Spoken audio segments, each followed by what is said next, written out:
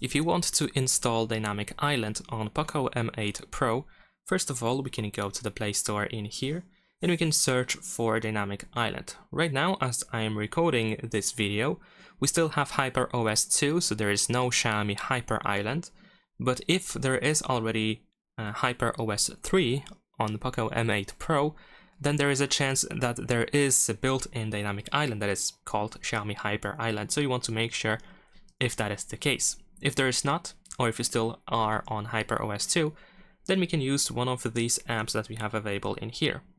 And in my case, I'm going to use this one. Let's install it. I'm going to show you how to set it up. And of course, feel free to try any other app that you can find on this list in case you don't like this one or if it doesn't work for you. So once the app is installed, we want to open it, of course. All right, let's go next. In here, we need to go through this list. So first we're going to tap on Select Apps, and we can choose apps that should be showing up with the Dynamic Island, that should be synchronized with the Dynamic Island. You can individually choose apps one by one, or you can tap on all if you want to see all of them on the Dynamic Island. Now we need to grant notification access, so tap over here.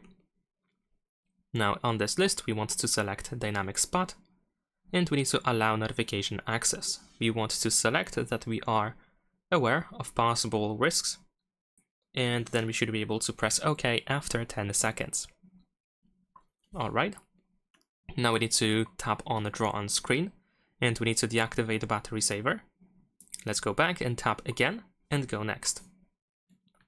And after a couple of seconds, we can go to Downloaded Apps, choose Dynamic Spot, and we need to activate it in here. Once again, select that you are aware of possible risks, and after 10 seconds, press OK. There we go. Now we can tap on Done. You will see this premium offer, which we can close in the upper right corner. If you want to still manage notifications or which apps should be working with the Dynamic Island, then you can just go to Notifications in here and then choose Apps.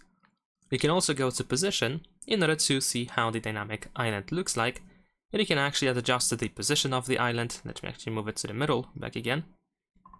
There we go. Let's adjust the vertical position a little bit. And we can also make it a little bit bigger. Maybe not as big. Maybe actually, why not? And let's make it wider as well. And of course, we should be able to move it up so that it actually fits the front camera, for example. Something like that, more or less. And there we go.